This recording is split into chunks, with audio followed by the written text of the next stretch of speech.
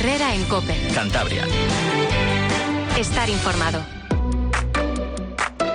Hoy el Consejo de Ministros da un paso clave en el anteproyecto de ley para reducir la jornada laboral a 37 horas y media sin pérdida de salario, un cambio que va a afectar a millones de trabajadores y que el Gobierno quiere implantar antes de que acabe este 2025. Pero, ¿qué significa esto en la práctica?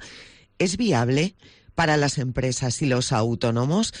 ¿Cómo afectará a una región como la nuestra, donde predominan las pymes y el sector servicios? Soy Cristina Jimeno, escuchas Herrera en COPE Cantabria. Desde la patronal ya han expresado su rechazo considerándola una medida inconstitucional. ¿Qué impacto real tendrá en la economía y en el empleo? Para hablar de todo esto nos acompaña el presidente de COE CEPIME en Cantabria, Enrique Conde. ¿Cómo estás? Muy buenos días. ¿Qué tal? Buenos días. Gracias, de verdad, por estar con nosotros unos minutitos para empezar. ¿Qué supone este paso? Para quien nos esté escuchando, ¿qué implica este anteproyecto de ley en este momento? Bueno, pues para empezar, implica la desautorización, ¿no?, de los diferentes, de la negociación colectiva en general, de todos los, en todos los sectores. Estamos hablando de casi 4.000 y pico, lo diré, no me sale, convenios, y lógicamente en el momento que esta ley sale, pues todo lo que se ha negociado lo tumba. Y eso yo creo que es un error como una casa. Y después, si nos vamos a la realidad del día a día, yo creo que supone un incremento de salarios, lógicamente, porque no implica esa reducción, implica el incremento de salario, implica mayores impuestos, implica mayores costes laborales, implica menos tiempo de trabajo y, por lo tanto, implica una menor productividad de manera clara.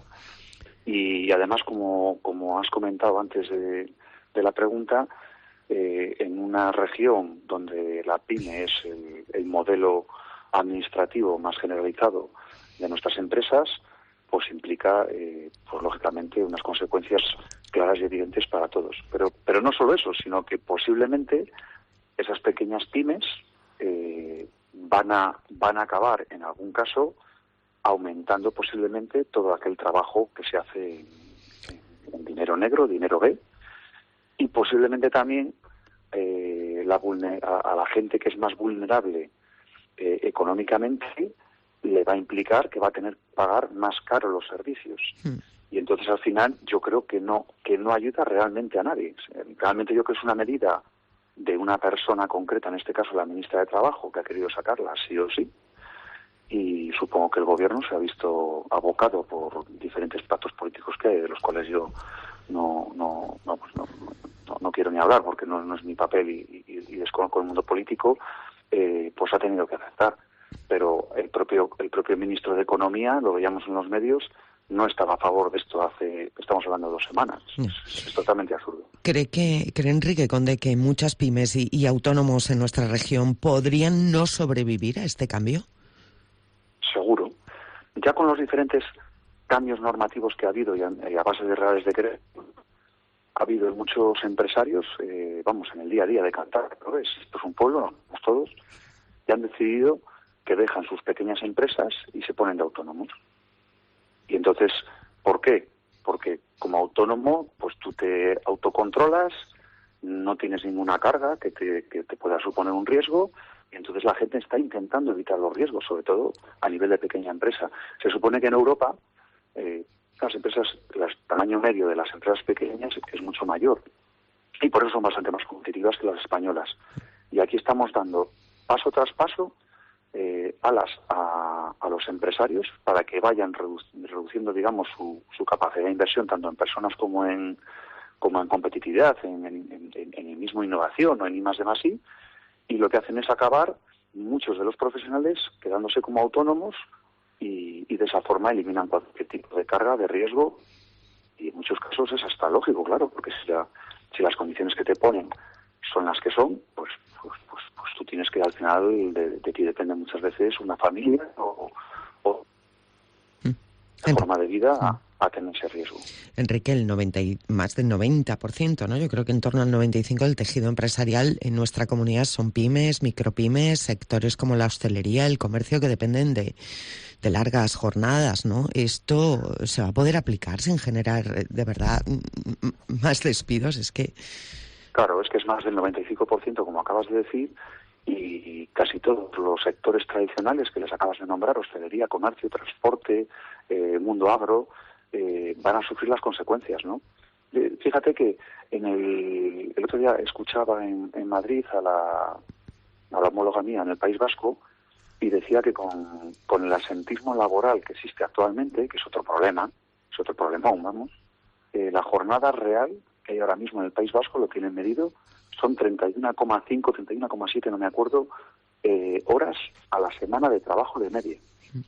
Cantabria no tienes hecho ese número, pero ya os digo yo que el asentismo es similar, que las condiciones son similares y que lógicamente, pues yo calculo que si no es un 31,7, 31,5, pues será 32, será 31,3, con lo cual ahora mismo tenemos una productividad de poco más de 31 horas a la semana en los trabajos.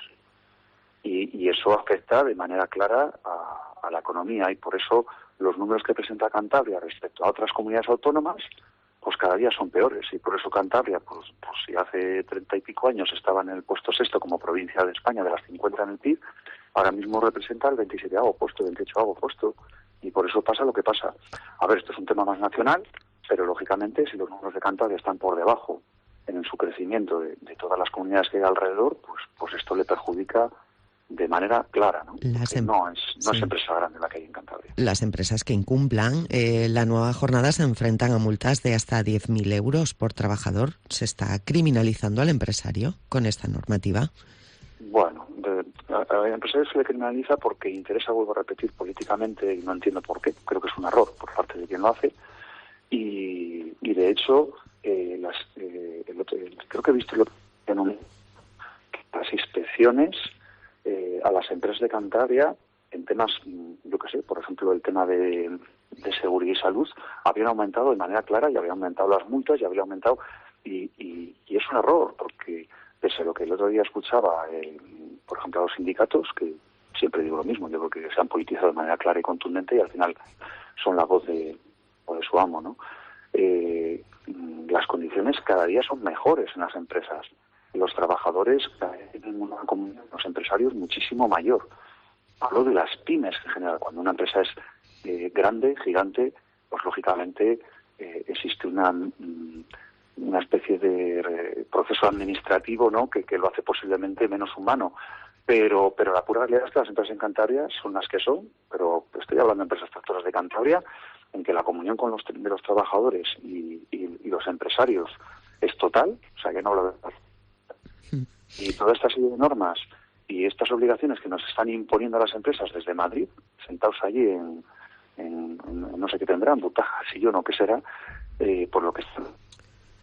Vamos, no dudemos que esto va a afectar sobre todo a la empresa pequeña y después al consumidor más vulnerable, porque lógicamente van a subir todos los servicios van a subir, es imposible de mantenerlos como están, porque los costes laborales van a subir sí o sí, y los impuestos van a subir sí o sí, y entonces eso va a provocar que aquel consumidor justo, pues...